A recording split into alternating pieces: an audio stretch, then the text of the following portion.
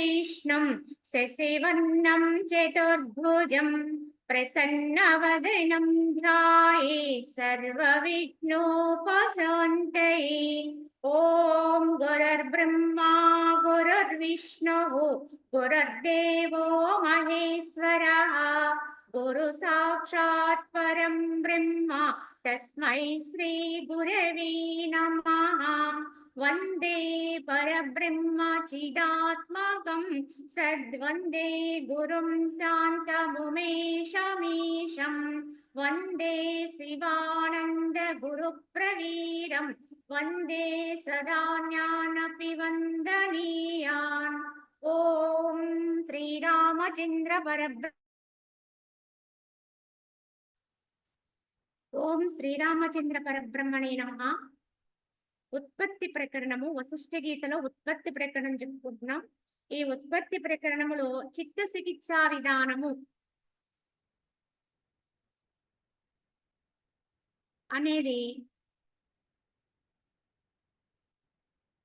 వశిష్ఠుల వారు శ్రీరాముడితో చెప్తున్నట్టుగా మనం చెప్పుకుంటున్నాం।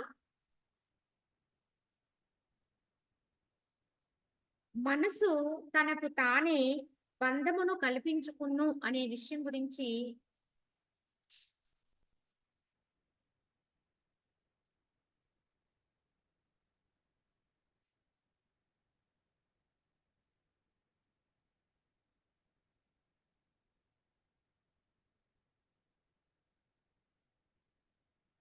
మనసు తనకు తానే బంధమును కల్పించుకును కావున వశిష్ఠుల వారు ఇలా చెబుతూ, ఓ రామచంద్ర, మనసు తన కోరికచే తన్ను తాను కొట్టుకుని తిరిగి తన్ను తానే పరిగెత్తుకుని పోవచున్నది। ఆహా, అజ్ఞానం యొక్క మహిమ ఎట్టిదో చూడుము అని చెప్పి ఈ యొక్క వశిష్ఠుల వారు శ్రీరాముడితో పలుకుతూ మనసు తన కోరికచే, ఎందుకంటే ఇంతకు ముందు మనకు కథగా ఈ యొక్క చిత్తం యొక్క విధానాన్ని వర్ణిస్తూ అది ఏ విధంగా ఈ జగత్తులో మనగలుగుతూ ఉంటుంది, ఎన్ని రకాల చిత్తాలు ఉంటాయి ఇత్యాదిగా మనకు వర్ణించి చెప్పారు। ఒక అరణ్యములో తిరిగాడేటువంటి ఒక బాటసారి వలె అతని యొక్క చిత్తం యొక్క స్థితులన్నింటినీ కూడా వర్ణించడం జరిగింది। కనుక ఇప్పుడు ఈ మనసు అనేది ఎలా బంధనాన్ని కలిగించుకుంటుందో చెబుతూ, మనసు తన కోరికచే తనని తాను కొట్టుకుని తిరిగి తానే పరిగెత్తుకుని పోతూ ఉంటుంది। కనుక ఎలా ఇది అంటే బాధించబడుతుంది అంటే ఎవరి వల్ల కాదండి, ఈ మనసు తన యొక్క ఆలోచన విధానంలో తనకి తానే బాధించుకుంటూ ఉంటుంది। ఆహా, అజ్ఞానం యొక్క మహిమ ఎట్టిదో చూడము అని చెప్పి శిష్యుల వారంటూ, బ్రహ్మపదము ఎరుంగా ఉద్యుక్తులమయ్యు స్వకీయ వాసనలచే క్షోభ పెట్టబడు చిత్తములన్నీ ఈ ప్రకారముగానే పరుగులిడుతూ ఉంటాయి। ఏ ప్రకారముగా అంటే తన్ను తాను హింసించుకునే విధానములోని, ఎందుకంటే బ్రహ్మపదము ఎరుంగ ఉద్యుక్తులయు స్వకీయ వాసనలచే అంటే పరమాత్మ యొక్క స్థితిని అనుభవించాలనేటువంటి విధానములో ప్రయత్నం చేస్తున్నప్పటికీ కూడా వచ్చినటువంటి స్వకీయ వాసనలన్నీ కూడా ఈ చిత్తాన్ని శోభ పెడుతూ ఉంటాయి। ఎందుకంటే అవి లోపల ఎప్పటి నుంచో ఉంటూ ఉంటాయి, జన్మ జన్మ పరంపరగా వస్తూ ఉంటాయి కావున అవి శోభ పెడుతూనే ఉంటాయి। అందుకే సాధకుడు సాధన చేస్తున్నప్పుడు కూడా మానసికంగా బాధింపబడుతూనే ఉంటాడు, ఏదో ఒక సంఘర్షణకు లోనవుతూ ఉంటాడు। కావున ఈ విస్తారముకు దుఃఖం ఏది కలదో దాన్ని మనస్సు స్వయముగానే విస్తరింపజేయుచున్నది।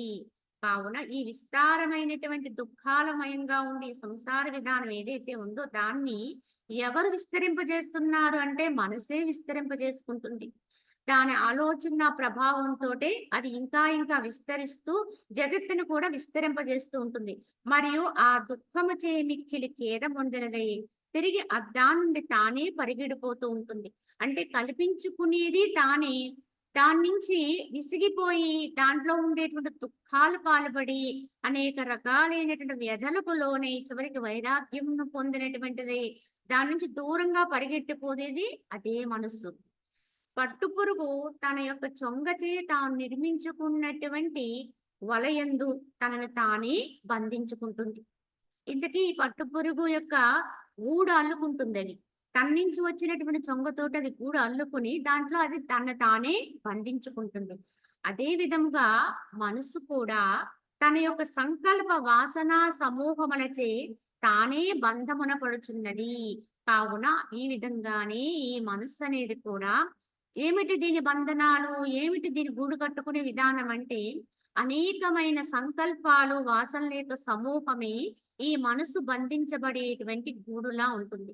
దాంట్లో ఉండి ఈ యొక్క చిత్తము అనేక విధాలుగా కొట్టుకుంటూ తన యొక్క వినాశనానికి తానే కారణం. అంటే తన నాశనానికి ఎలా అయితే పట్టుపురుగు తానే ఏర్పాటు చేసుకుందో, మనసు యొక్క అధోగతి, ఆత్మ యొక్క అంటే ఆత్మని అనాదరణ చేసే విధానములో ఈ మనసే తన యొక్క గూటిని తాను అల్లుకుంటూ ఉంటుంది. ఈ విధముగా బాలుడు ఏ విధంగా అయితే భవిష్యత్తు దుఃఖము ఎరుంగక చపలత్వముతో కూడి ఆడుచు అనర్థమును పొందునో అట్లే మనసును గురించి ఎరుంగుము. కావున రాబోయే అనర్థాలు, ప్రమాదాలు గుర్తించని పసిపిల్లవాడంటే బాలుడు ఏదో ఒక రకమైన చేస్తూ ఉంటాడో, అదే విధంగా మనసు కూడా వచ్చేటువంటి వినాశనాన్ని గుర్తించే వివేకము లేనప్పుడు, ఆ విధముగానే అదేం చేస్తుంది? ఆ విధంగా అది జగత్తులో అధోగతిలో ఉండేటువంటి క్రియాచరణను పూనుకుంటుంది. అంటే ఆత్మని ఉద్ధరించుకోవడానికి విరుద్ధమైన చర్యల్లో పాల్గొంటూ ఉంటుంది. ఆ చర్యలేందే దానికి మిక్కుటమైనటువంటి ప్రియత్వం ఉంటుంది. ఎందువల్ల అంటే దానికి విచక్షణ లేకపోవడం వల్ల. ఆ బాలుడికి ఎలా అయితే రాబోయేటువంటి ఆ యొక్క ప్రమాదం గురించి తెలీదు. అంటే తెలియక చేస్తూ ఉంటాడు. తెలియనితనంతో పనులు. చేసినప్పుడు కొన్ని అనర్థాలు జరుగుతూ ఉంటాయి. అలాగే మనసుకు కూడా వివేకం లేకపోతే ఆత్మని అణగదొక్కుకునేస్తున్నాను అనే విషయం గ్రహించుకోకుండానే ఆ విధంగానే అది పరుగులు పెడుతూ ఉంటుంది విచక్షణ లేనంత వరకు కూడా. చపలమగు వానరమొకటి చాపల్యము చేత అరణ్యమున దుఃఖమును అనుభవిస్తూ ఉంటుంది. చెంచినమగు ఈ మనస్సు కూడా దుఃఖముల పాలవుతూ ఉంటుంది. ఎలా అయితే ఒక వానరము అంటే కోతి ఆ యొక్క చపలత్వంతో కూడి ఉంటుంది. కోతి అంటేనే చపల చేష్టలు. దాని మనసుకు స్థిరం ఉండదు. కావున అరణ్యములో అది చపలత్వంతో తిరుగుతూ ఉంటుంది. అది దుఃఖాలను అనుభవిస్తూ ఉంటుంది. చెంచలమగు ఈ మనసు కూడా దుఃఖముల పాలవుతూ ఉంటుంది. మనసుకి ఆ యొక్క వానరానికి పోలిక ఉంది. ఒక అరణ్యమున పనివాండ్రు కొందరు ఆ వానరం యొక్క చేష్టల గురించి ఇక్కడ చెప్తున్నారు. ఒక అరణ్యములో పనివాండ్రు కొందరు కొయ్యను సగము నరికి అందు ఒక చేల ఉంచి వెడలగా అంటే కొంతవరకు పని చేశారు. సాయంకాలం అయిపోయింది. అది సగం వరకు మధ్యకి నరికి దాంట్లో ఒక శీల దిగబెట్టి అంటే అందులో ఉంచి వారు వెళ్ళిపోయారు. అంతట చపల చిత్తము కలిగినటువంటి వానరం ఒకటి దాని మీద కూర్చుంది. కూర్చుని ఏం చేసింది? ఆ చీలను పనిగట్టుకుని పైకి తీసివేసింది. పెరికించింది. అప్పుడు ఏమైంది దానికి? దాని వృషణాలు అందులో చిక్కుకోవడం వల్ల అది ఎంతో దుఃఖాన్ని అనుభవించి చివరికి మరణాన్ని కూడా పొందింది. ఎందుకంటే తదుపరి మర్నాడు కానీ వాళ్ళెవ్వరు పనివాండ్రు ఆ చోటికి రారు కనుక అరణ్యంలో దాన్ని రక్షించే వాళ్ళెవ్వరు లేరు కనుక అది అనేకంగా బాధపడి చివరికి గతించిందట.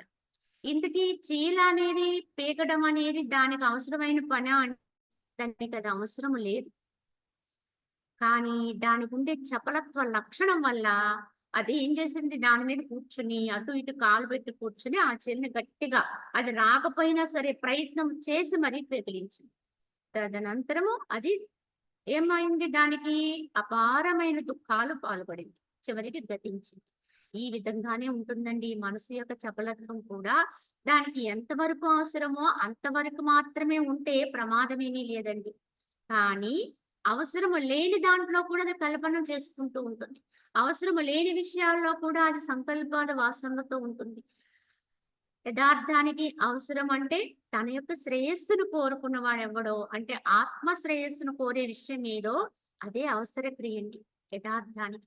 కానీ ఈ చపల మనసు అనేకంగా అయిపోయి ఈ జగత్తు విషయాలతో భ్రాంతితో ఉండి రకరకాలైనటువంటి విధానాల్లో సంకల్ప వికల్పాలతో అలా పరుగులు పెడుతూ లేని దాన్ని కొని తెచ్చుకుంటూ ఉంటుంది. లేని ఇరకాటాన్ని కొని తెచ్చుకుంటూ ఉంటుంది.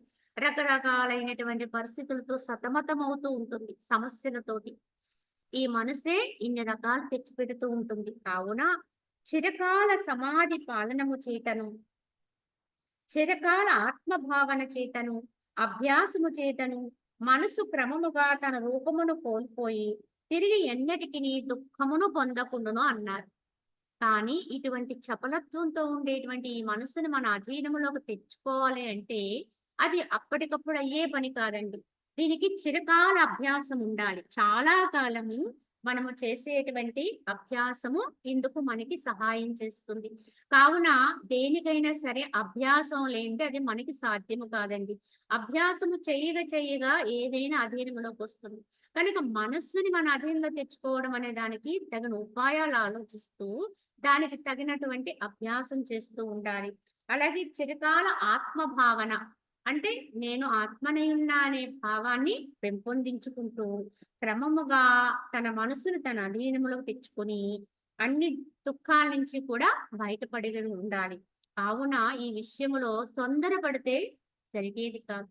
కనుక శనై అంటే నెమ్మదిగానే మనసుని మీ యొక్క అధీనంలోకి తెచ్చుకోవాలి అని చెప్పి గీతాచార్యుల వారి యొక్క వాక్యం కూడా.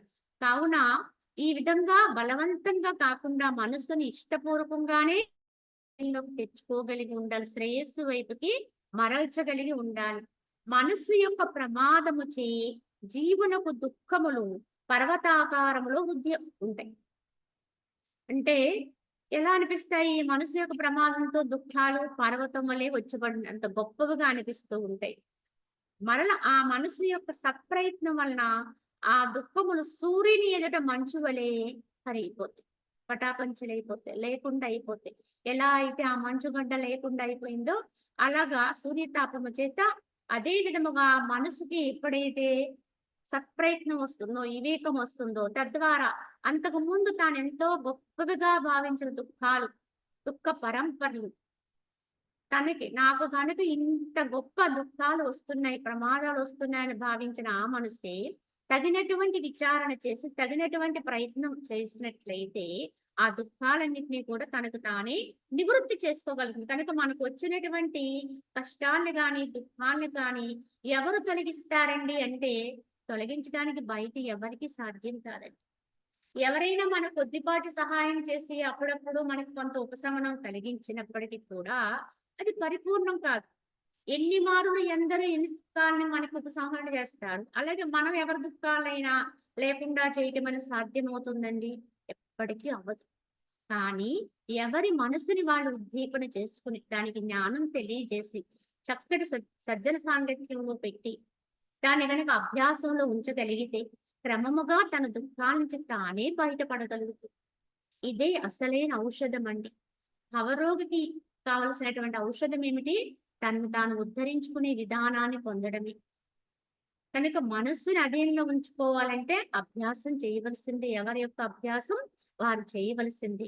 కావున మనసు శాస్త్రార్థ సంజనతమకు శుభవాసనలతో కూడి రాగాది విషయము నిరోధించుచు యావజ్జీవితము అంటే బహుకాలము ముని చందమున వర్తించుచో.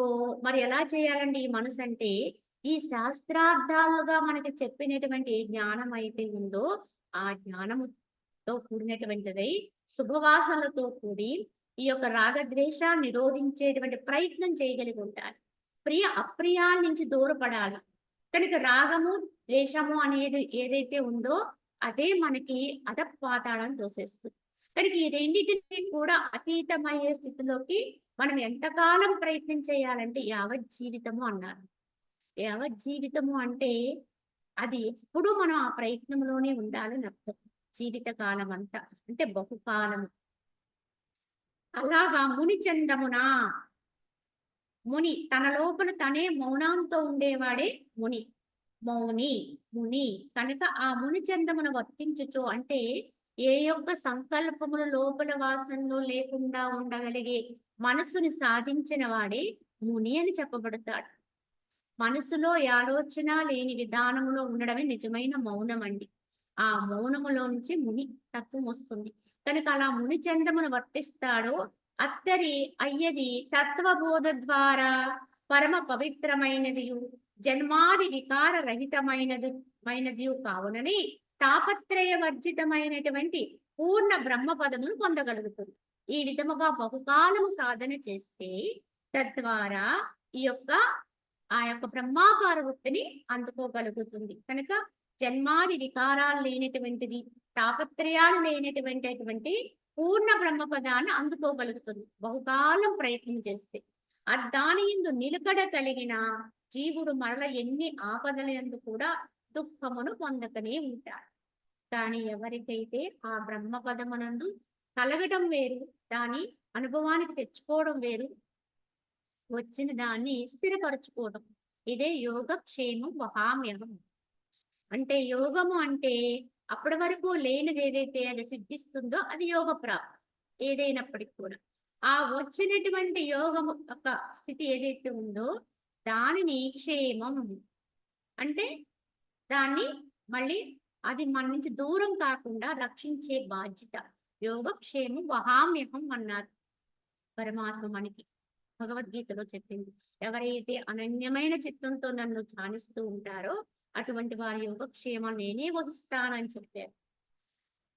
ఇంకా చెప్పాలంటే గీతాచార్యులు చెప్పినటువంటి జ్ఞానములో ఇంకా ముందుకెళ్తే నిర్యోగక్షేమ ఆత్మవాన్ అంటే అసలు యోగక్షేమాల యొక్క తలంపు లేకుండానే ఆత్మయందు స్థిరపడిన వాడు అని చెప్తారు.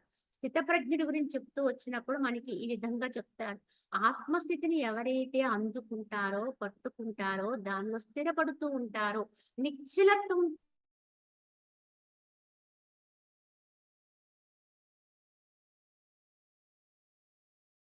యోగక్షేమ ఆత్మవాన్ అంటే యోగక్షేమాల గురించిన తలంపు లేని, ఎందుకంటే ఆ రెండిటికి కూడా అతీతమైనది ఏదైతే ఉందో అటువంటి ఆత్మవాన్ ఆత్మయందు వాడు సుస్థిరుడై ఉంటాడు. ఇదండి యథార్థమైనటువంటి స్థితి, నిశ్చల స్థితి. కనుక ఇది నాకు వస్తుందా, వచ్చినది రక్షింపబడుతుందా అనేది లేనటువంటి వాడే, ఈ రెండిటికి కూడా ఏమాత్రము మనసుని పంచనటువంటి వాడే. కనుక ఏది వచ్చిందో, ఏది నిలబడాలో, ఏది రక్షించుకోవాలనేటువంటి భావానికి అతీతమైపోతాడు. రక్షణ ఎందుకంటే రావడం అనేది ఒక ఎత్తు అయితే రక్షణ అనేది మరొక ఎత్తు. కానీ ఈ రెండూ లేకపోతే కనుక రావాలి అని కోరేది లేదు, వచ్చినది రక్షింపబడాలి అనేది ఆశ లేదు. అది ఏదైనప్పటికీ కూడా అంటే యోగం కావచ్చు, భోగం కావచ్చు, ఏదైనా కావచ్చు. ఈ భౌతిక విషయాల్లో కూడా మనము ఎప్పుడు ఏదైతే రావాలని కోరుతామో తప్పకుండా దాని క్షేమాన్ని కూడా ఆశిస్తాం. క్షేమం గురించి కూడా తప్పకుండా మనలో మనం తపన పడతాం. కనుక ఎంత భోగం అధికమైతే అంత క్షేమం గురించిన ఆలోచన ఎక్కువైపోతుంది. అధికమైన ధనవంతుడు ఉన్నాడనుకోండి, వాడు ఆ ధనాన్ని ఎలా రక్షించుకోవాలి అనే దాని ఆలోచనలోనే ఎక్కువ కాలం గడుపుతూ ఉంటాడు. ఎందుకంటే వాడికి అన్ని భయాలు వస్తాయి. ఎందుకంటే అధికముగా ఉన్నవాడికి అన్ని భయాలు ఉంటాయండి. దానివల్ల దానికి ఎన్నో రకాలైనటువంటి ఇక్కట్లు, ప్రమాదాలు ఉన్నాయి బయట. అగ్ని వల్ల కావచ్చు, నీటి వల్ల కావచ్చు, లేదా దొంగల వల్ల కావచ్చు, లేదా వంశస్థుల వల్ల కావచ్చు, ఇతరత్ర ప్రభుత్వం వారి వల్ల కావచ్చు. అన్నిటికీ భయపడి దాన్ని ఎలా రక్షించుకోవాలి, ఎలా ఎలా దాచుకోవాలనే దాని గురించే వాడు సతమతమైపోతూ ఉంటాడు.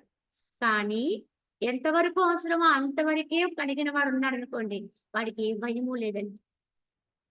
దాన్ని చక్కగా సద్వినియోగపరుస్తూ ఉంటాడు. ఉన్నంతలో హాయిగా ఉంటాడు. వాడు ఆనందంగా జీవిస్తాడు, సంతృప్తిగా ఉంటాడు. ఇది నిజం చెప్పాలంటే అదృష్టవంతుడండి. అధికమైపోయి దాని కొరకు తపన పడేవాడి కంటే కూడా హాయిగా ఉన్న వాడు ఎవడైతే వాడి దగ్గర ఏముందనేది కాదు, సంతృప్తిగా జీవించగలుగుతున్నాడంటే వాడే అదృష్టవంతుడండి ఈ జగత్తులో ఒక విధంగా. అయితే ఈ యొక్క ఆత్మస్థితిలో ఎవరికైతే స్థిరత్వం ఏర్పడుతుందో, ఆత్మవానుగా ఉండిపోతాడో, ఆత్మనే పట్టుకుని ఉంటాడో, ఆత్మస్థితిలోనే వాడు పరిపూర్ణముగా తాదాత్మ్యం అంటే అది నేనై ఉన్నాను, వాడికి యోగక్షేమాలు పట్టింపు కూడా అవసరం లేదని. అంటే వచ్చేది లేదు, పోయేది లేదు. ఇంక వాడికి కొత్తగా కలగటానికి లేదు, కలిగినది పోవడానికి లేదండి. ఉన్నది ఏకైక పదవి, ఏకైక ఆత్మస్థితి, పరమాత్మ స్థితి. అది తానే ఉన్నప్పుడు అది వచ్చేది కాదు, పోయేది కాదు. అది ఎప్పుడు ఉండేది. అదే సుస్థిరం, అదే యథార్థం. అదే తానై ఉన్నప్పుడు ఇంక మళ్ళీ యోగక్షేమాలు ఏముంటాయండి? కొత్తగా వచ్చేది ఏముంటుందండి? మళ్ళీ వేరొకటిగా పోయేదేముంటుంది? ఏమీ లేదు. ఇదే యథార్థమైనటువంటి ఆత్మస్థితి. ఆత్మయందు నిశ్చలత్వం కలిగిన వారి యొక్క అనుభూతి. వారికి దేనికి ఇప్పుడు వెరెవరు భయపడరు. భయపడే అవసరము లేదు. ఇంకొకటి లేదు కనుక. ఈ విధంగా ఉంటుందండి. కావున ఈ విధంగా అర్థం చేసుకుంటే మనకి ఇది బహుకాల సాధన వల్ల మాత్రమే అది సాధ్యమవుతుందని చెప్పారు. అప్పటికప్పుడు మాత్రం హఠాత్తుగా మాత్రము సాధ్యమయ్యేది కాదు. చెయ్యగా మనసు అదుపులోకొస్తుంది. ఎంతెంత అదుపులోకొస్తుందో అంతంత ఆత్మకు చేరువవుతుంది. కానీ ఆత్మ ఎందు సుస్థిరమైపోతే, నిశ్చలమైపోతే ఇంకేమీ లేదు. ఇంకా రెండోది అక్కడ ఉండదు. పరబ్రహ్మము సర్వశక్తిమయమై, నిత్యమై, సర్వత్రా పరిపూర్ణమై, నాశరహితమై ఒప్పుచున్నది. ఈ పరబ్రహ్మం ఎటువంటిది అంటే సర్వశక్తిమంతము. దానికంటే గొప్పదైనటువంటి ఇంకొక శక్తి ఏదీ లేదు. అది నిత్యము. అది సర్వత్రా కూడా పరిపూర్ణమై ఉన్నది.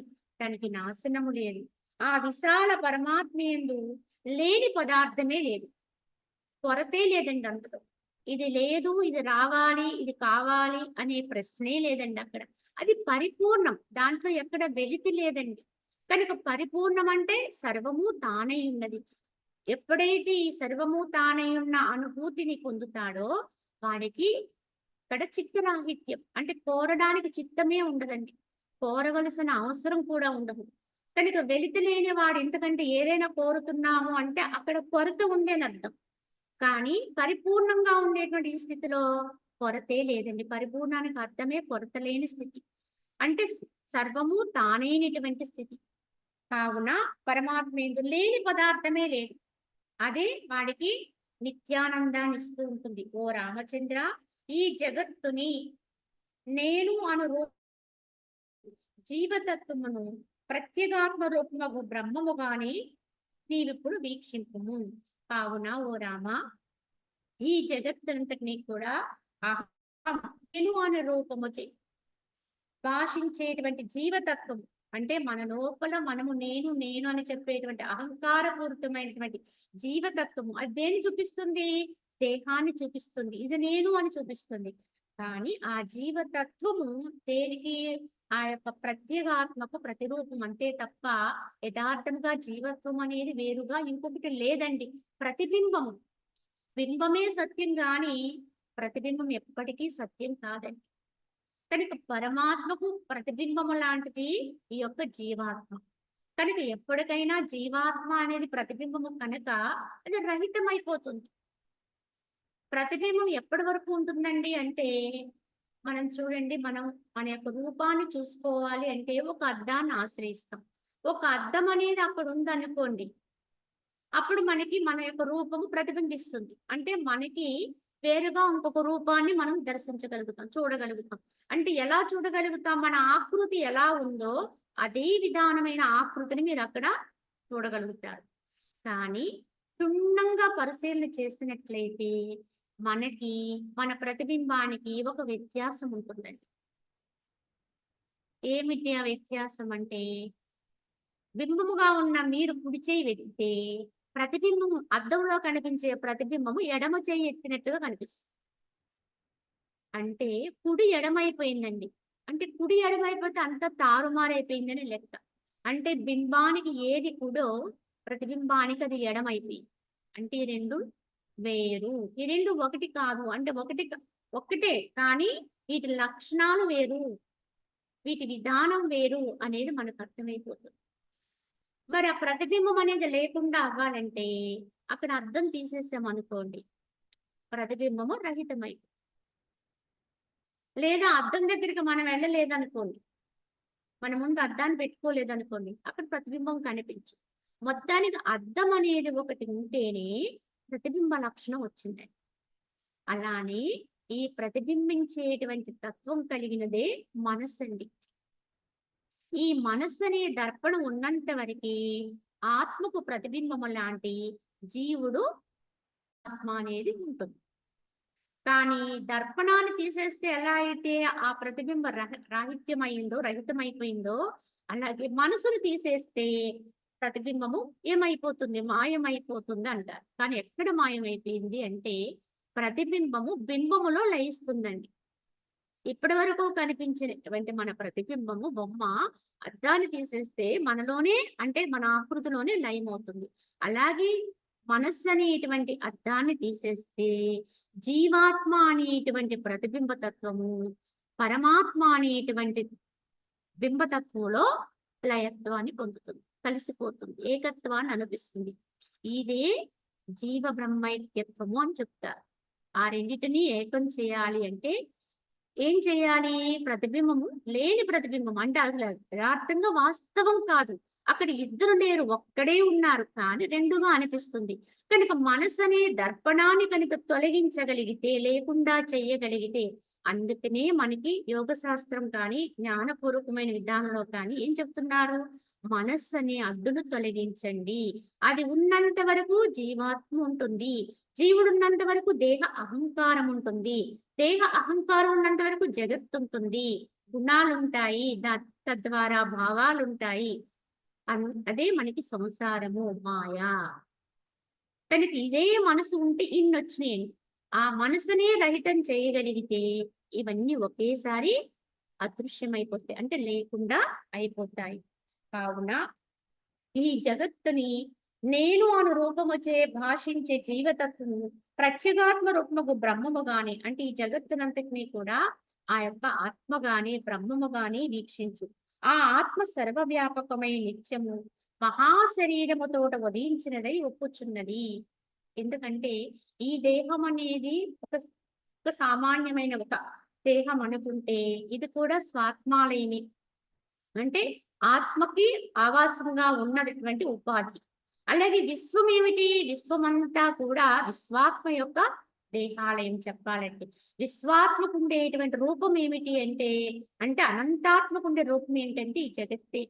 ఈ విశ్వమే. ఈ విశ్వం యావత్తు కూడా ఒకే దేహంగా కలిగిన వాడే విశ్వాత్మకుడు, పరబ్రహ్ముడు. కనుకని ఒకే దేహములో ఎక్కడ ఎలా జరిగినా దేహం మొత్తానికి స్మృతి కలుగుతుందో, అలాగే విశ్వం యావత్తు కూడా ఏకమైనప్పుడు విశ్వాత్మగా ఎవడైతే ఉంటాడో అనంతతత్వం లయమవుతాడో వాడికి జగత్తంతా కూడా తేట తెల్లమై ఎక్కడ ఎప్పుడు ఏది ఎలా జరిగినా అంతా కూడా స్వయంలో తనలో జరుగుతున్నట్టుగానే వీక్షించుకోగలుగుతారు. వీరే మహానుభావులు. చెప్పాలంటే మన ఋషులు. వాళ్ళు భూత భవిష్యత్ కాలాన్ని దర్శించగలిగేవారు. భవిష్యత్తులో కూడా వాళ్ళు దర్శించి ఉన్నది ఉన్నట్టుగా వాళ్ళు దాన్ని దర్శనం చేస్తూనే మనకి ఎంతో జ్ఞానాన్ని ఇవ్వగలిగేవారు. కానీ ఏ రోజున కూడా వాళ్ళు తమ జ్ఞానాన్ని లోక కళ్యాణానికి ఉపయోగించారు తప్ప అనర్థకరమైన విషయాలకు ఉపయోగించలేదని. కావున ఈ విశ్వాత్మ స్థితిని ఎవరైతే అందుకుంటారో వారికి సర్వము ఎరుకే. అంతా విదితమవుతుంది. చాలా చిన్న విషయం అండి ఇది. ఇలా గ్రహించడం అనేది ఆ యొక్క అనంత తత్వాన్ని పొందిన వారికి చాలా చిన్న విషయం. మనకి అది చాలా గొప్పదనిపిస్తుంది. ఎందుకంటే భవిష్యత్తు చెప్తున్నారంటే ఇవాళ మనం వారి దగ్గరికి వరుస కడతాం. కానీ యథార్థమైనటువంటి తత్వంతో అనుభూతిని పొందితే కనుక ఈ విశ్వాత్మ తత్వం అనుభవానికి వచ్చిన వాడికి సర్వం విదితమవుతుంది. కానీ అంతవరకే అది. అది ఒక గొప్ప విషయం కాదక్కడ. అది చాలా ఒక మన శరీరంలో ఎక్కడో ఒక చిన్న చీమ కుడితే మనకు అర్థమైందని చెప్పడం ఎంత తేలికో అంతే తేలిగ్గా తీసుకుంటారు మహనీయులు. కావున అనేక తరంగములతో కూడి ఉన్న సముద్రమందు జలము కంటే అన్యముగా ఏదీ లేనట్లుగా వికారవంతముగా ఈ జగత్తునందు కూడా పరమాత్మ కంటే అన్యమేమీ లేదు. తరంగాలు అనేక ఉన్నాయి కదా అని చెప్పి సముద్రములు ఈ తరంగాలు వేరువేరుగా ఉన్నాయంటే లేవండి. అన్నింట్లో ఉన్నది అదే జలం. మొత్తానికి చూసుకుంటే సముద్రములో అయినా తరంగాలైనా నిండి ఉన్నది నీరే, జలమే. అలానే ఈ యొక్క జగత్తంతా కూడా వికారవంతంగా ఉంది. ఇందులో ఎన్నెన్నో రకాలైనటువంటి దృశ్యాలు కనిపిస్తాయి, మార్పులు కనిపిస్తాయి. ఎందుకంటే పరిణామాలు ప్రతిదీ ఇక్కడ మార్పునికి లోనవుతూ ఉంటుంది. నిన్ను చూసి కొన్ని రోజుల తర్వాత చూస్తే అది వేరుగా అనిపిస్తుంది. కానీ ఇన్ని వికారాలతో కూడిన ఈ జగత్తంతా కూడా పరమాత్మకు వేరుగా అయితే లేదు. మరి పరమాత్మ కంటే అన్యమైన ఇది మారిపోయింది కదా! కనుక లోపల ఉన్న తత్వం మారిపోతుందండి అంటే మారదండి. కనుక ఈ యొక్క బాల్య యవ్వన వార్ధక్య అనేటువంటి అవస్థలన్నీ కూడా అనిపించి ఉపాధి పడొచ్చు తప్ప ఆత్మకు లేదండి. ఆత్మకి ఈ యొక్క విధానం ఏమీ లేదు. దానికి జనన మరణాలు కూడా లేవు. అది ఎప్పుడు ఒక్కలానే ఉంటుంది. కనుక కనిపించేది ఒక వస్తువు. అదే ఆత్మ వస్తువు. ఆ పరబ్రహ్మము నామరూప క్రియాత్మకమగు వేరొక సత్తా అనేది వేరుగా ఏమీ లేదు. కావున ఆ పరబ్రహ్మమున నామరూప క్రియాత్మకం. అంటే ఏదో ఒక పేరు, ఒక రూపము, ఒక కర్మ, క్రియాచరణ అనేటువంటి విధానం. ఇది ఆ పని, ఇది ఈ పని, ఇది వాడు, వీడు వీడు, వీడి రూపం ఇది అని మనం అనుకుంటూ ఉంటాం. భేదాన్ని కాంచుతూ ఉంటాం. కానీ పరమాత్మ యందు ఎన్ని ఏకం ఒక్కటే. కనుక ఏవి కూడా ఈ తోచేవేవి కూడా భ్రాంతి కావు. యథార్థ దర్శనం చేయగలిగిన వాడికి ఇక్కడ పరబ్రహ్మము తప్ప అన్యమేమీ కానరాదండి. ఒక్కటే తత్వం. ఎక్కడ చూసినా దాన్ని చూడగలిగిన వాడే యథార్థ జ్ఞాని. ఉత్పన్నమగుట, నశించుట, పోవుట, ఉండుట మొదలగు దృశ్య వికారములన్నీ కూడా ముత్యపు చిప్పయందు వెండి వలె బ్రహ్మమునందే భాషిస్తున్నాయి. కానీ జగత్తులో మనకి దృశ్యాలుగా చూస్తున్న వాటిలో ఎన్నో కనిపిస్తూ ఉంటాయి. అంటే పుట్టడం చూస్తున్నాం, నశించడం చూస్తున్నాం, ఉండడం చూస్తున్నాం, పోవడం చూస్తున్నాం, రకరకాల స్థితులు చూస్తున్నాం, గతులు చూస్తున్నాం, మార్పులు చూస్తున్నాం. కానీ ఇవన్నీ ఏమిటండి అంటే ఈ వికారాలన్నీ కూడా ఆ ముత్యపు చిప్పలో పడినటువంటి నీరు మనకి ఎలా అయితే భ్రాంతిని కొలుపుతూ అది వెండి వలె ఎలా అయితే మెరుస్తూ ఉన్నట్టుగా అనిపించి వెండిలా అనిపిస్తూ ఉంటుందో అలాగే బ్రహ్మమునందు ఇవన్నీ ఉన్నట్టుగా అనిపిస్తున్నాయి తప్ప వాస్తవానికైతే లేవండి. వాస్తవం వాస్తవమే, సత్యము సత్యమే. ఇవన్నీ భ్రమను కొలిపించేవే తప్ప, భ్రమింపచేసేవే తప్ప యథార్థమైతే కాదు. అయితే తీక్ష్ణ తపమెట్లు మృగతృష్ణారూపమున భాషించును అట్లే నామరూపరహితమై ఉన్నప్పటికీ కూడా ఆత్మ స్వయముగా ఈ జగద్వైచిత్ర రూపమును భాషిస్తూ ఉన్నది. ఆ యొక్క మృగతృష్ణలో ఆ యొక్క తీక్ష్ణమైన ఎండలో ఎలా అయితే నీరు లేకపోయినా ఉన్నట్లుగా అనిపిస్తుందో అలాగే ఈ యొక్క ఆత్మలో కూడా ఈ జగత్తంతా కూడా లేనప్పుడు కూడా ఉన్నట్టుగా భ్రమింపచేస్తూ ఉంటుంది. రెండో వస్తువే లేదు కనుక ఇంకా లోభానికి ఏదైనా సరే నాకు మాత్రము సొంతం అవ్వాలని ఈ విధంగా దాన్ని ఎక్కడో చోట దాన్ని అంటే ఏంటి నిల్వ చేసుకోవాలి, తానే ఉపయోగించుకోవాలి. అంటే ఇటువంటి లోభత్వంతో ఉంటూ ఉంటాం. కానీ యథార్థంగా ఏది కూడా రెండవది లేనే లేదు. ఉన్నది ఒక్కటే. కనుక ఇందు లోభమును పొందటానికి అవకాశం లేదు.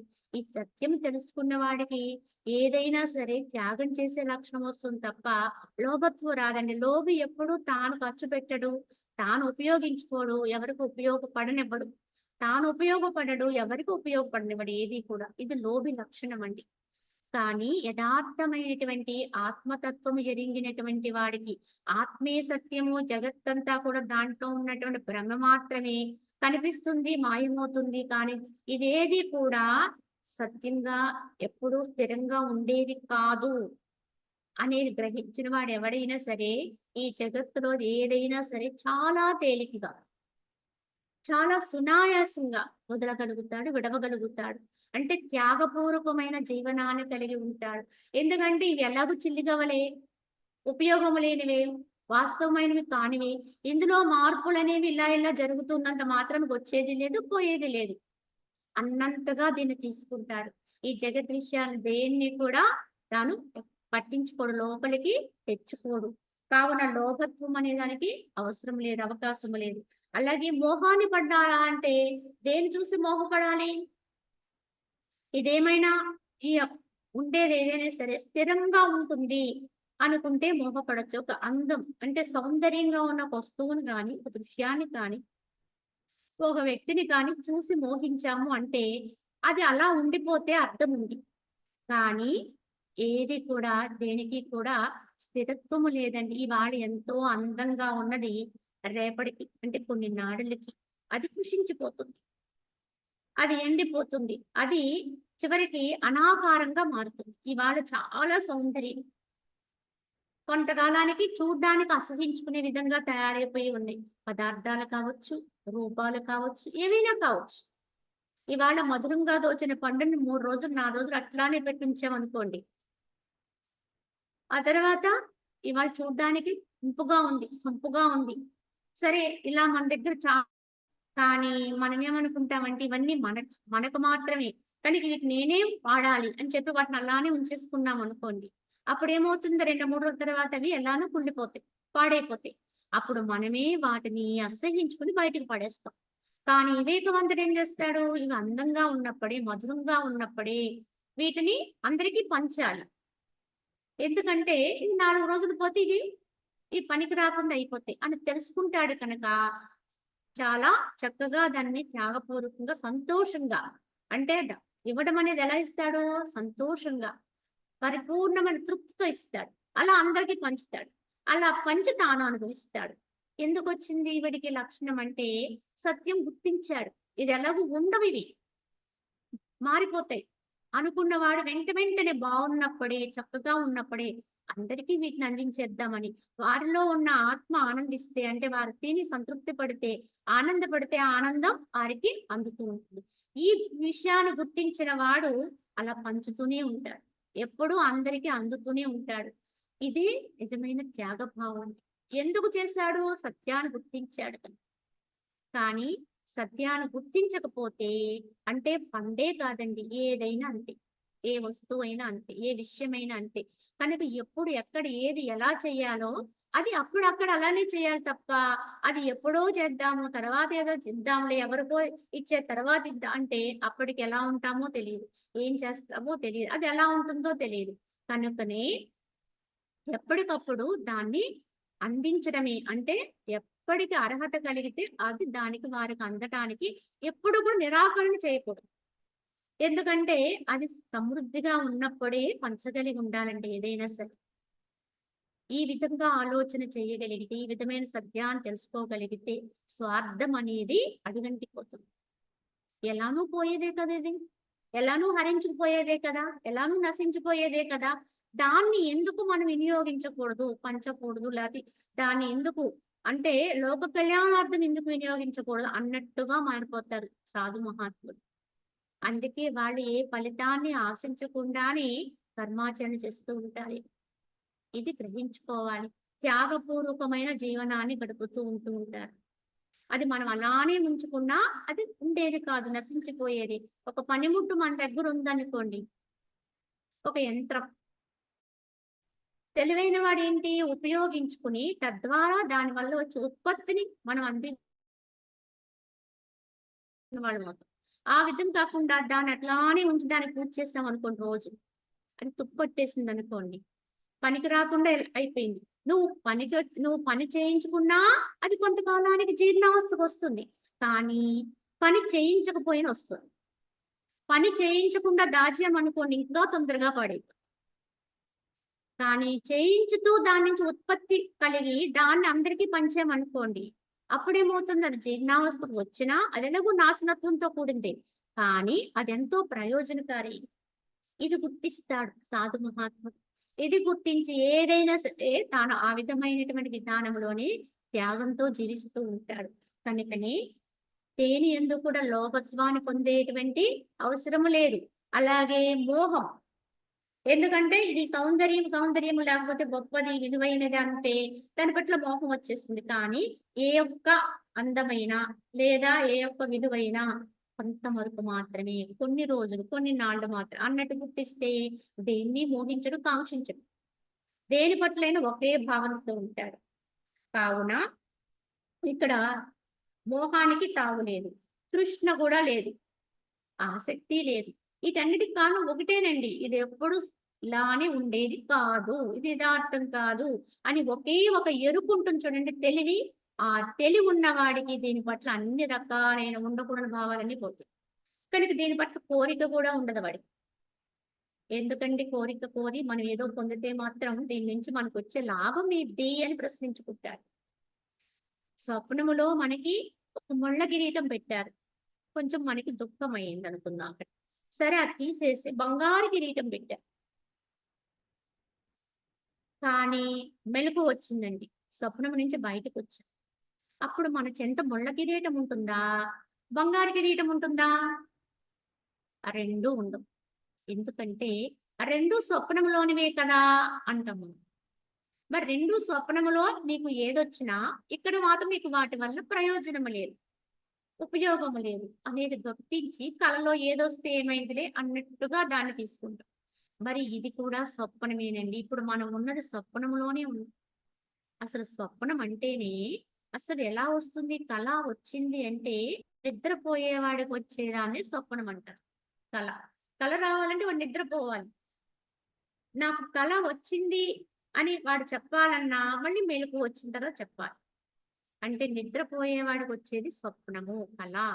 మరి కలలో ఏం కనిపిస్తాయి అని గుర్తిస్తే, కలలో అన్నీ కూడా ఎన్ని కనిపించినా ఉట్టుట్టివే కనిపిస్తాయి. యథార్థం కాదు అన్నట్టుగా మనం తెలుసుకుంటాం. మరి అంటే సత్యం కానివి కూడా సత్యంగా తోస్తూ ఉంటాయి అక్కడ. యథార్థం కానివి కూడా అవి నిజమనే భ్రాంతిని కొలిపిస్తూ ఉంటాయి. కల వచ్చినంత సేపు అదే నిజము. ఆ విషయాన్ని అంటే కల వస్తుందనే విషయం అక్కడ స్ఫురణ ఉండదు కనుక నిజంగానే నమ్ముతాం అక్కడ ఉండదు. మెలుకువ వచ్చిన తర్వాత మాత్రం ఓహో! ఇది కల అని తీసేస్తాం. అంటే కలలో మనము ఏం చూస్తున్నామంటే, లేని వాటిని ఉన్నట్టుగా చూసి భ్రమించి నిజమని నమ్ముతున్నాం. ఇప్పుడు మనం ఎక్కడున్నామండి? మనము జగత్తులో జాగృతిలో ఉన్నామని చెప్పుకుంటున్నాం చూడ్డానికి. ఈ 2 కళ్ళు తెరిచున్నాయి. అన్నీ చూస్తున్నాం. కనుక విషయాలన్నీ తెలుస్తున్నాయి గనక నేను జాగృతిలో ఉన్నాను, మెలకువలో ఉన్నా అనుకుంటున్నాం. మరి మెలకువలో ఉంటే మనకర్థం నిజమైన మెలకువకు అర్థం ఏంటంటే, ఉన్నది ఉన్నట్టుగా తెలియాలి మనకి. సత్యం సత్యంగా తెలియాలి. యథార్థమైనది యథార్థంగా, అసత్యమైనది అసత్యంగా తెలియాలి. కానీ మనకలా తెలుస్తుందండి ఈ జాగృతిలో అంటే, ఈ 2 కళ్ళతో చూసి గుర్తించే దేంట్లోనూ కూడా జ్ఞానము లేనంత వరకు మనము తద్విరుద్ధంగానే గుర్తిస్తున్నాం. అంటే ఉన్నదాన్ని లేనట్టుగా, లేనిదాన్ని ఉన్నట్టుగా చూసి నమ్ముతున్నాం. ఇలా నమ్మే లక్షణం దేనికుంటుంది? కళకుంటుందండి. స్వప్నానికుంటుంది. అంటే మనం ఇప్పుడు ఎక్కడున్నాం? స్వప్నంలోనే ఉన్నాం. మరి స్వప్నం మనకు జరుగుతుంది. ఇప్పుడు మనం స్వప్నంలోనే ఉన్నాం. స్వప్నంలోనే తిరుగుతున్నాం. స్వప్నంలోనే అన్నీ కలిగి ఉన్నాం. అన్నిటితో ఉన్నాం. ఇది ఎప్పటికైనా స్వప్నం లక్షణం ఏంటి? ఏదో ఒక రోజున ఎండింగ్ తప్పకుండా అది అయిపోతుంది. ఎప్పుడో ఒకప్పుడు మెలుకువ వచ్చినప్పుడు ఇది ఆగిపోతుంది. మరి స్వప్నములో వచ్చే వస్తువులకి ఎంతవరకు విలువండి? ఉపయోగమండి? ఉపయోగం లేదు. మెలుకువ వచ్చిందంటే వాటితో ఇంకేమాత్రము సంబంధం అంటే ఉపయోగం లేదని తెలియకూడదు. అలాగే ఎవరికైతే జ్ఞానం వస్తుందో, వాస్తవమైనటువంటి ఎరుకొస్తుందో, వాడికి ఈ జగత్తులో ఏ వస్తువైనా, ఏ స్థితి అయినా, లాభమైనా, నష్టమైనా, ఏదొచ్చినా, ఏది రాకపోయినా, ఇందు కలిగి వచ్చేటువంటి గొప్ప గొప్ప విషయాలైనా ఏదైనా ఒకటే. కనుక వాడు దేన్ని కూడా కోరలేదు. అంటే వాడికి తృష్ణ లేదు. అవసరము లేదు. కోరవలసిన అవసరం కనిపించదు. ఏది కోరాలో తెలియదు. ఎందుకు కోరాలో అర్థం కాదు. దీని పట్ల ఎందుకు కోరి దీనివల్ల ప్రయోజనం ఏమిటి అని ప్రశ్నించుకుంటాడు కనుక దేన్ని కోరడు. కనుక అక్కడ మోహము లేదు, తృష్ణ లేదు, ఇంకేం లేదు, లోభము లేదు, ఆసక్తి లేదు. లేని దాని పట్ల సక్తత ఎందుకంటే ఎంత ఆసక్తి ఉంటే మన ప్రయోజనం ఏముంది కనుక ఆసక్తి కూడా ఉండదు. తన యందు తనకు అంటే ఆత్మ యందు ఆత్మకు లోభం ఎచ్చట, తృష్ణ ఎచ్చట, మోహం ఎచ్చట. తనకు ఉన్నది ఇవన్నీ కనిపించే వాటిలో ఏమీ లేదు. కానీ వీటన్నింటిలో ఉన్నది ఒకటే ఆత్మ, ఒకటే తత్వం. నేనే నిండి ఉన్నాను. సర్వము నేనైన ఆత్మనై ఉన్నాను. కనుక నాలో నేను, సర్వము నిండి ఉన్న నాలో ఇంక మళ్ళీ కోరడానికి ఇంకో వస్తువేముంది? మోహించటానికి నాకంటే ఇంకొకటేముంది? ఇంకొకటి ఉంటే దాన్ని చూసి అందంగా ఉంది, బావుంది అనుకుందును. కానీ నేనే ఉన్నానే. ఇంకొకటి లేదు కదా! మరి ఇంకొకటి దాని లేనప్పుడు నేను దేన్ని మోహించను? దేన్ని కోరను? అని తెలుసుకుంటాడు జ్ఞాని. అలా ఉంటాడు. పరిపూర్ణుడై ఉంటాడు. అంటే నిండు కుండవలే ఉంటాడు. నిత్య తృప్తుడై ఉంటాడు. ఎప్పుడూ ఆనందమయుడై ఉంటాడు. ఎప్పుడు వాడిలో దుఃఖానికి కానీ, నిరాశకు కానీ తావు లేదండి. వారు పొందేటువంటి ఆనందం ముందు ఇవన్నీ దిగతొడుపు. కనుక వారికి బయట ఏముంది? ఏమి లేదు? ఎవరున్నారు? ఎంతమంది కూడా ఉన్నారు? లేరు అనేటువంటి ప్రశ్నే లేదు.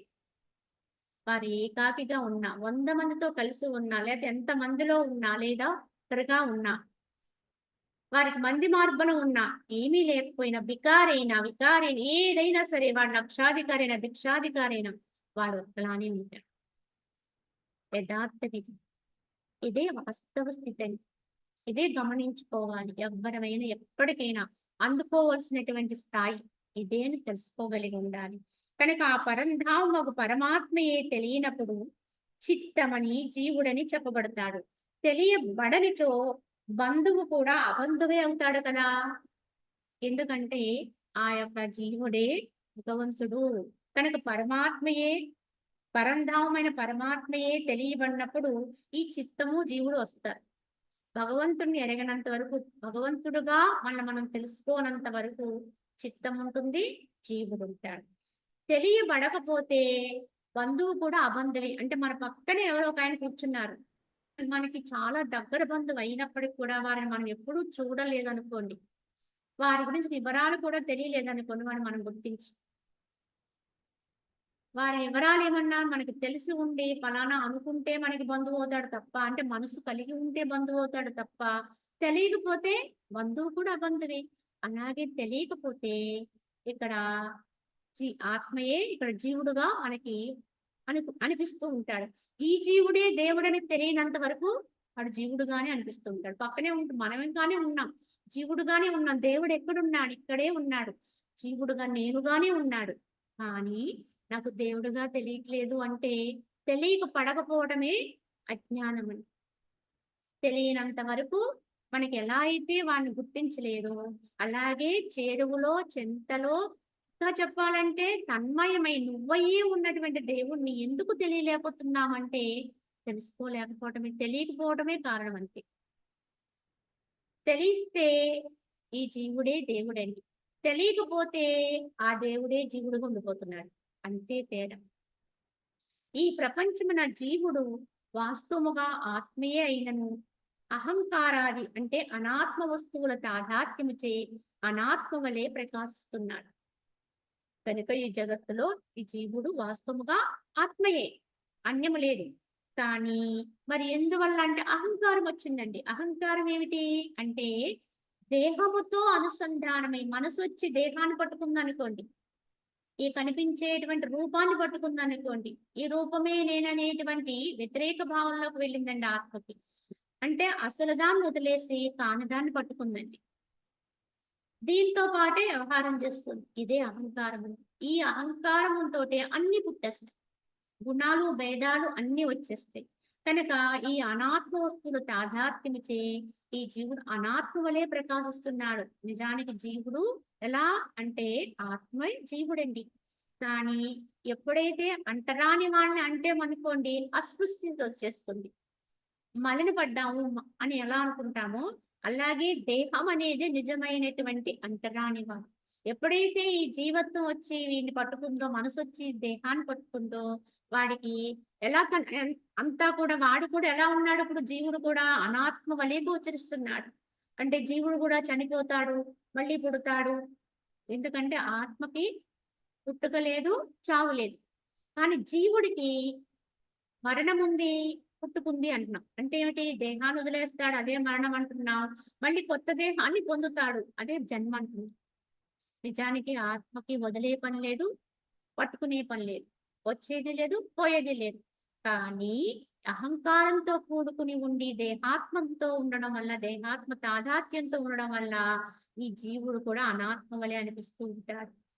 కావున కలుష దృష్టికి రెండు చంద్రులుగా కనిపించినట్లుగా దృశ్య రూపముచే అతడు అసత్తుగాను పరమార్థ రూపముచే సత్తుగాను వెలియుచున్నాడు. ఒకటే రెండు. సరైన దృష్టి లేకపోతే దోష దృష్టి ఉంటే చంద్రుడు కూడా చందమామ కూడా ఒక్కొక్కసారి రెండు చంద్రులా కనిపిస్తుంటాడు, భాషిస్తూ ఉంటాడు. కానీ మళ్ళీ దృష్టి సవరించుకుని చూస్తే రెండు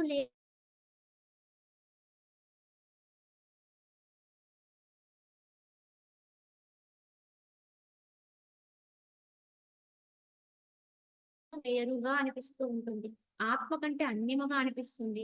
అలాగే దేవుడు, జీవుడు రెండు ఉన్నాయి. నేను జీవుణ్ణి అనే భ్రాంతిలో ఉంటాం. కానీ దృష్టి సవరించుకుంటే, దృష్టితో భావన సవరించుకుంటే ఏకత్వం ఉన్నది ఒక్కటే అని సత్యాన్ని మనం గమనించగలుగుతాం.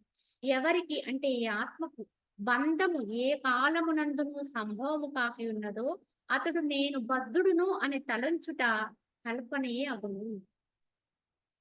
ఎందుకంటే అసలు ఆత్మకి బంధనమే లేదండి. అసలు బంధనం అనేది ఉండాలి అంటే ఇంకొకటి ఉండాలండి. నేను బంధింపబడ్డాను అన్నామండి. అంటే మనల్ని బంధించడానికి ఇప్పుడెవడో ఉన్నాడనే కదా! వాళ్ళెవరో నన్ను బంధించారని చెప్పాలి. కానీ ఆత్మరీత్యా యథార్థ దృష్టికొస్తే అసలు ఇంకొకటి ఉన్నది నేనే.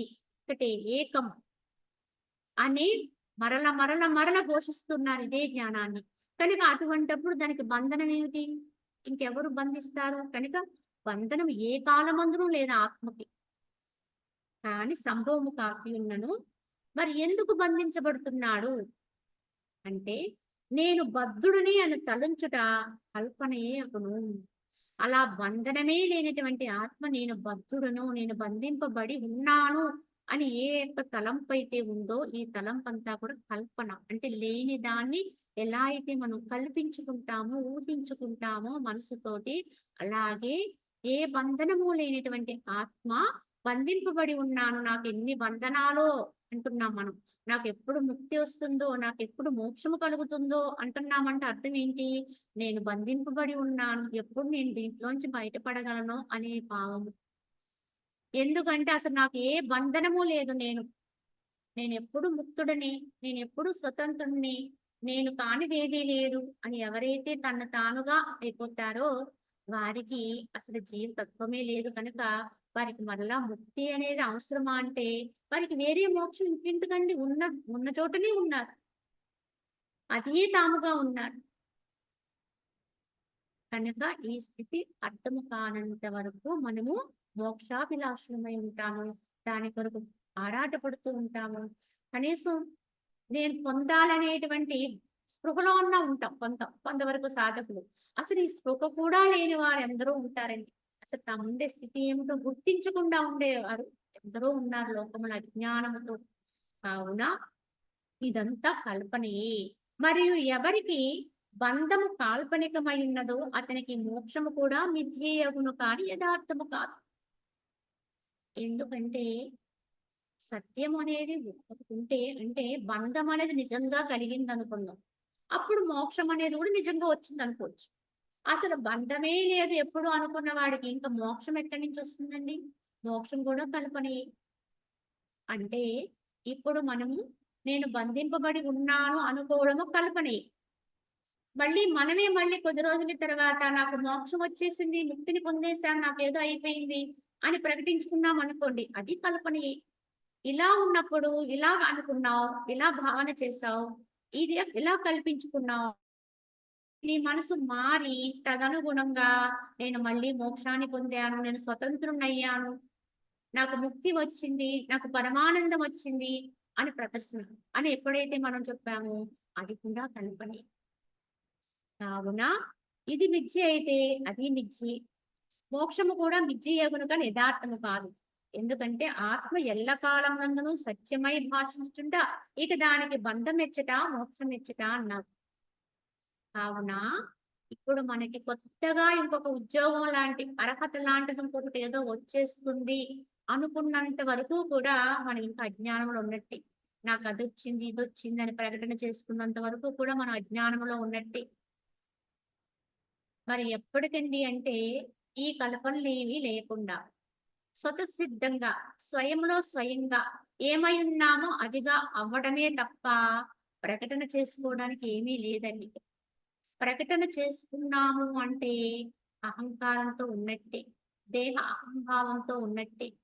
కావున ఇదేమీ కూడా గుర్తించిన వాడు ఎవడైతే ఉంటాడో, ఏ మార్పులొచ్చినా, ఎన్ని మార్పులొచ్చినా, ఏ అనుభూతులు కలిగినా, ఎన్ని రకాలుగా మనకిక్కడ ఎందుకంటే ఎంతవరకు ఈ యొక్క ఆవరణ దోషం అనేది విచ్ఛిన్నమైపోతూ ఉంటుందో, తొలగిపోతూ ఉంటుందో, రహితమైపోతూ ఉంటుందో, అంతంత నీకు వెలుగు అంటే అంతంత నీకు స్వజ్ఞానం అంటే నీ యొక్క స్వయం జ్ఞానం ఏదైతే ఉందో అది నీకు ప్రకటితమైపోతూ ఉంటుంది. లోలోపల నీకు అనుభూతి అయిపోతూ ఉండొచ్చు. వ్యక్తమైపోతుంది. కానీ ఎంత అయినా దాన్ని అనుభవించడమే తప్ప, దాన్ని ప్రకటించుకోవడానికి అన్యంగా ప్రకటించుకోవడానికి ఏమీ లేదండి. నా స్వస్థానంలోకి నేను వెళ్తున్నానంతే. నా ఇంట్లోకి నేను వెళ్ళిపోతున్నాను అన్నట్టుగా వెళ్ళిపోతారు. ఎంత గుహ్యితం అంటే తమ యొక్క స్వస్థితిలోకి తాముగా లయించిపోతూ ఉంటారు. ఆ లయిస్తూ ఆనందాన్ని అనుభవిస్తూ ఉంటారు. అదే పరమానందం. తమకు స్వయం అనుభూతి అది. కనుక ఆ అనుభూతిని అలా అనుభవిస్తూనే అది అవుతూనే ఉంటారు. అనుభవిస్తూనే ఉంటారు. దీంట్లో మళ్ళీ ఇంకొకటిగా చెప్పడానికి ఏముండదండి. తన నుంచి వచ్చిన దాన్నే తాను అనుభవిస్తూ ఉంటాడు. వేరొక చోట నుంచి వచ్చింది ఏదో మనకు స్వయం కొత్తగా అనుభూతికొచ్చింది కాదండి ఇక్కడ. చూడండి ఒక మంచుగడ్డ ఉంది. ఈ మంచుగడ్డ తయారీకి కారణం ఎవరు అంటే ఎలా తయారైందంటే నీరే మంచుగడ్డ అయింది. గట్టిపడిపోయి వచ్చేసింది. దానికి కొన్ని లక్షణాలొచ్చేసినియి. అది చతురస్రంగా ఉందా? దీర్ఘ చతురస్రంగా ఉందా? అని కొన్ని ఆకారాలు చెప్పేస్తున్నాం. దానికి రంగులొచ్చినియి. అది తెల్లని రంగుతో ఉంటుంది. స్ఫటికాకృతిలో ఉంటుంది. ఇలా ఉంటుంది, అలా ఉంటుంది, గట్టిగా ఇన్ని రకాల లక్షణాలన్నీ వచ్చేసినియి. సరే అలా ఉన్నటువంటి ఒక మంచుగడ్డకి ఒకవేళ ఒక భావనతో దానికి మంచినీళ్ళయినియి అనుకుందాం. దాహం వేసింది. మంచుగడ్డకు దాహం వేసిందండి అనుకున్నాం. మంచుగడ్డకు మనసుందనుకుంటే, ఆ మంచుగడ్డ అడుగుతుంది నాకు దాహం వేస్తుంది. మంచినీళ్ళు ఎక్కడ దొరుకుతాయి? ఎవరిస్తారు? ఎక్కడి నుంచి తెచ్చుకోవాలి? అని మనము వెతకడం. అంటే ఆ మంచుగడ్డ వెతకడం మొదలుపెట్టిందనుకోండి. కానీ ఎంత వెతికినా అది బయట నుంచి ఏదో తాగుదాము, తీసుకుందాము, ఎవరో ఇవ్వాలి అన్నట్టుగా తిరిగినా, తిరిగినా దానికి నిజమైన దాహం తీరలేదు. చివరికి అలా వెతగ్గా ఎవరో ఒకళ్ళు చెప్తారు. "ఓ మంచుగడ్డ నీకు దాహమేస్తే, నీకు దాహం తీర్చేది ఏదైతే ఉందో అది నువ్వే. నీలోనే ఉంది. కావున అది నువ్వు గుర్తిస్తే నీ లోపలికి నువ్వు వెళితే, నువ్వు కరిగితే తప్పకుండా నీకు దాహం తీరుతుందని" చెప్పారు. నువ్వు కరిగితే నీ దాహం తీరుతుందని చెప్పారు. అప్పుడు మంచుగడ్డ వెళ్ళి ఒక తీక్ష్ణమైనటువంటి ఆ యొక్క ఉష్ణం అంటే ఆ యొక్క సూర్యరశ్మి పడే చోట నిలబడింది. కరగమన్నారు కదా! కరుగుతున్నప్పుడు నాకు దాహం తీరుగుతుందని చెప్పారు కదా! అని చెప్పి అది కరగడానికి నిలబడింది. నిలబడుతూ ఉంటే క్రమంగా అది కరగడం మొదలుపెట్టింది. కరగటం మొదలుపెట్టినప్పుడు లోపల నుంచి నెమ్మదిగా దాంట్లోకి నీళ్లు కిందకి లోపల అంటే గట్టిదనం పోయి పుల్లతనం వచ్చింది. ఆ గుల్లదనం వచ్చినప్పుడు దాని లోపల నీళ్లు పుడుతున్నాయి. ఈ నీళ్లు పుడుతున్నప్పుడు ఆ మంచుగడ్డ తాగుతుందనుకుందాం. అనుభవిస్తుందనుకుందాం. అప్పుడు దానికి దాహం తీరుతుందనుకుంది. అంటే దాహాన్ని తెచ్చుకుంది. కానీ అప్పుడు తనకి దాహము ఎలా తీరుతుంది? ఎలా తీరింది ఆ మంచుగడ్డకి? ఏది తాగి తన అనుభవంగా తెలుసుకుంది. బయట నుంచి వచ్చింది ఏమైనా తాగిందా అది? ఏమీ తాగలేదు. తాను కరుగుతూ ఉంటే తను కరిగే కొలది తానుగానే అనుభవం అయింది. తన అంటే తన ఏదైతే తనే దాహం తీర్చడానికి తనే మంచినీరు. తనకంటే వేరుగా ఇంకోటి లేదు. తనని తానే తాగింది. అంతేగాని అన్యమైనదేమీ లేదు. అలాగ కరిగి పూర్తిగా రహితమైందనుకోండి అక్కడేముండదండి. సో, పూర్తి లేత్తవానికి చెప్పటానికి ఏముండదు. కానీ కరుగుతున్న మంచుగడ్డని మాటలొచ్చినాయి అనుకుందాం. ఒకసారి అడిగి చూడండి. మంచుగడ్డ నువ్వు మంచినీళ్ళు తాగుతున్నావు కదా! నీ దాహం తీరుతుంది కదా! ఎలా ఉంటుంది అంటే దానికి మాటలొస్తే నాలో మాటలు చెప్తున్నాయి. ఇలా ఉంటుంది, అలా ఉంటుంది. ఇలా తాగు కొద్ది చల్లగా ఉంటుంది, హాయిగా ఉంటుంది, ఇంకా ఇదిగా ఉంటది. కరుగుతూనే చెప్తూ ఉంటుంది. పూర్తిగా కరిగిపోయిన తర్వాత వెళ్లి అడగటానికి చూస్తే అక్కడ ఏమి ఉండదండి. అంటే ఇక్కడేంటి అంటే ఈ మంచుగడ్డే జీవత్వం అండి. యథార్థానికి ఉన్నటువంటి దైవత్వం అనేది ఒక్కటే సత్యము. పరబ్రహ్మతత్వం అనేదే సత్యము. అది ఎప్పుడూ అంతటా నిండి ఉన్నదే అని చెప్పుకుంటున్నాం. వాస్తవంగా మన దేహములో మనమై ఉన్నది కూడా అదే తత్వం. అదే బ్రహ్మతత్వం. కానీ ఆ బ్రహ్మతత్వము ఎలా అయిపోయింది ఇప్పుడు? గట్టి పడిపోయింది. అంటే ఎలా అయితే ఆ నీరు ఘనీభవించి గట్టి పడినప్పుడు ఆకృతొచ్చిందో, లక్షణాలొచ్చినాయో, రంగొచ్చిందో, అదే విధముగా ఏ రంగు లేని, ఏ లక్షణము లేనటువంటి ఈ యొక్క ఆత్మకి ఎప్పుడైతే జీవత్వం అంటే మనస్సనేది వచ్చిందో, అహంకారం వచ్చిందో, ఇది గట్టి పడిపోతుంది. గట్టిపడిపోయి ఇది అలానే అయిపోయింది. కనుక నేను జీవుడిని అనుకుంటూ చాలా కాలం ఇది జీవత్వంతోటే ఉన్నాం. దేహ అహంకారంతోటే ఉంటాం. కానీ ఏదో ఒక రోజున మంచుగడ్డకి దాహం వేసినట్లే ఈ జీవుడు కూడా అంతో ఇంతో ఎక్కడో ఒకప్పుడు వైరాగ్య భావన పుడుతుంది. ఇంక ఇంతేనా జీవితం అంటే ఇంకేదన్నా ఉందా? ఎక్కడన్నా ఉందా? ఎవరైనా చెబుతారా? అసలు ఎక్కడున్నాడు? దేవుడంటే ఎవరు? ఎలా ఉంటాడు? ఎక్కడుంటాడు? అనేటువంటి సందేహాలు మొదలవుతాయి. దానికోసం ఎవరెవరినో ప్రశ్నిస్తూ ఉంటాం. ఎక్కడెక్కడికో పోతూ ఉంటాం. ఏవేవో దర్శనాలు చేస్తూ ఉంటాం ఎవరెవరి దగ్గరకో. కానీ చేయగా ఎవరో ఒకరి సందేశం వస్తుంది. దేవుడంటే ఇంకో చోట చూడ్డానికి వేరుగా లేడు. కనుక నువ్వు కరిగితే నువ్వే దేవుడివి. నీ జీవత్వం అనే స్థితి ఎప్పుడైతే రహితమైపోతుందో, కరుగుతూ ఉంటుందో, అప్పుడు నీకు దైవత్వం అనేది ఏమిటో అనుభవానికొస్తుంది అనే సందేశం వచ్చిందనుకోండి. అప్పుడు ఆ జీవుడు తనలో తాను కరగటం మొదలుపెట్టాడనుకోండి. అంటే రహితం అవ్వటం. కరగటం అంటే లేకుండా అవటం. జీవత్వం అనే పొర కరిగిపోవడం. అంటే మనస్సు అనేది నెమ్మదిగా శమించిపోతూ ఉంటుంది అక్కడ. లయించిపోతూ ఉంటుంది. పూర్తిగా లేకుండా అయిపోతూ ఉంటుంది. కనుక ఎంతెంత సంకల్పాలు తగ్గిపోతాయో, వాసనలు తగ్గిపోతాయో, మనసంతా బలహీనపడిపోయి ఇంకా తక్కువైపోయి బలహీనం అనకూడదు దీన్ని. బల ఇక్కడ ఇంకా దృఢపడుతుంది చెప్పాలంటే. ఎందుకంటే దాని యొక్క శక్తి ఏకీకృతం అవుతూ ఉంటుంది లోలోపల. అది కరుగుతూ మొత్తం కరుగుతూ ఉంది. కరిగే కొలది దానికి దైవత్వం యొక్క అనుభూతి అనేది చేరువైపోతూ ఉంటుంది. ఎంత కరిగితే అంత. ఎంత ఈ యొక్క జీవత్వం అనేది రహితమవుతూ ఉంటే అంతంత దైవత్వం అనే అనుభవంలోకి వెళ్ళిపోతూ ఉంటుంది. అప్పుడు అడగాలండి. ఏమిటి? జీవుడంటే ఏమిటి? దేవుడంటే ఏమిటి? అనే ప్రశ్న ఎవరైనా వేస్తే వారు చెప్పినటువంటి సందేశాలే మనకున్న శాస్త్రాలండి. ఈ యొక్క గీతలు ఇవన్నీ కూడా అలా కరుగుతూ ఉన్న మంచుగడ్డలు లాంటి జీవత్వ రహితత్వాన్ని అనుభవిస్తున్న మహానుభావులు చెప్పిన వాక్యాలండి ఇవన్నీ కూడా. వాళ్ళే మనతో ఈ రకంగా జీవకోటి యందు దయతో, ప్రేమతో మనకు అందించిన సందేశాలు ఇవన్నీ కూడా.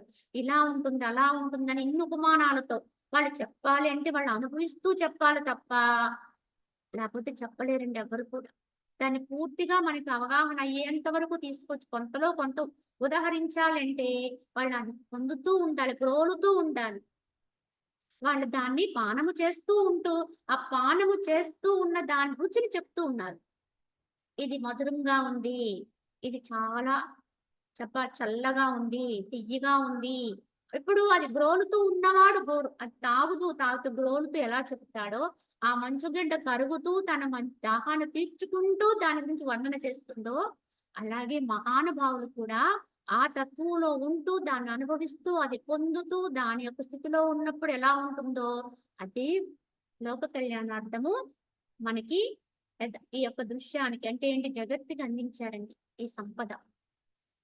అవే మనకి ఈనాడు జ్ఞాన బోధలుగా మనకు అందించబడేటువంటి ఇతరత్ర గీతలు ఎన్నో ఉన్నాయండి మనకి. శాస్త్రాలు ఇవన్నీ కూడా. కానీ పూర్తిగా రహితమైపోయిందని కరిగిపోయింది అనుకోండి, అక్కడ చెప్పడానికి ఎవరు ఉండరండి. అంటే ఏంటి పూర్తిగా పరబ్రహ్మములో వాళ్ళు లయత్వాన్ని పొందుతారు. అక్కడ ఇంకా వాక్కుకి సంబంధం లేదు. అసలు ఇంకొకటి ఏమీ ఉండదు. చెప్పడానికి కూడా ఇంకొకళ్ళు ఎవరుండరు, చెప్పేది ఉండదు. ఇది పొందిన వాడు ఇంకా పరిపూర్ణత్వాన్ని అందుకుంటాడు.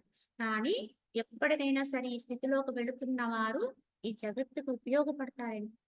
ఈ జగత్తు యొక్క భవిష్యత్ కాలాన్ని నిర్దేశించేస్తారు.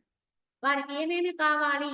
ఎప్పుడో మనకి ఎంత కాలము క్రితమో ఇచ్చినటువంటి యోగ వాసిష్టం అని చెప్తున్నాం. ఇది 2 యుగాల ముందు ఎప్పుడో చెప్పారు వశిష్ఠుల వారంటున్నాం. కానీ మరి ఆయన ఎంత దార్శనికత్వంతో మరి రాబోయే కాలాన్ని కూడా గుర్తుపెట్టుకొని ఇప్పటి వారికి కూడా అర్థమయ్యే రీతిలో ఉపమానాలు చెబుతూ బోధ చేశారు. అదే దార్శనికత్వం అంటే. అదే వాళ్ళు కరుగుతూ చెప్పారు. కనుక ఎవరు ఎప్పుడు ఏది చెప్పినా ఆ తత్వంలో ఉంటూ చెబితే ఆ వాక్యానికి విలువొస్తుందని. అది గొప్ప మాట అవుతుంది. అది రేపొద్దున్న భవిష్యత్తుకి పునాది. అది ఉపయోగపడే మాట అవుతుంది. ఎందరికో అది దార్శనికత్వం పోతుంది. కావున ఇలా గమనించి, గుర్తించి అది అందరం అందుకునే తత్వం అని మనం అర్థం చేసుకొని మనలో మనమైన దాన్ని మనం పొందేందుకు ప్రయత్నం చేయాలని భావం. మిగతాది మనం రేపు చెప్పుకుందాం. హరి ఓం తత్సత్. ఓం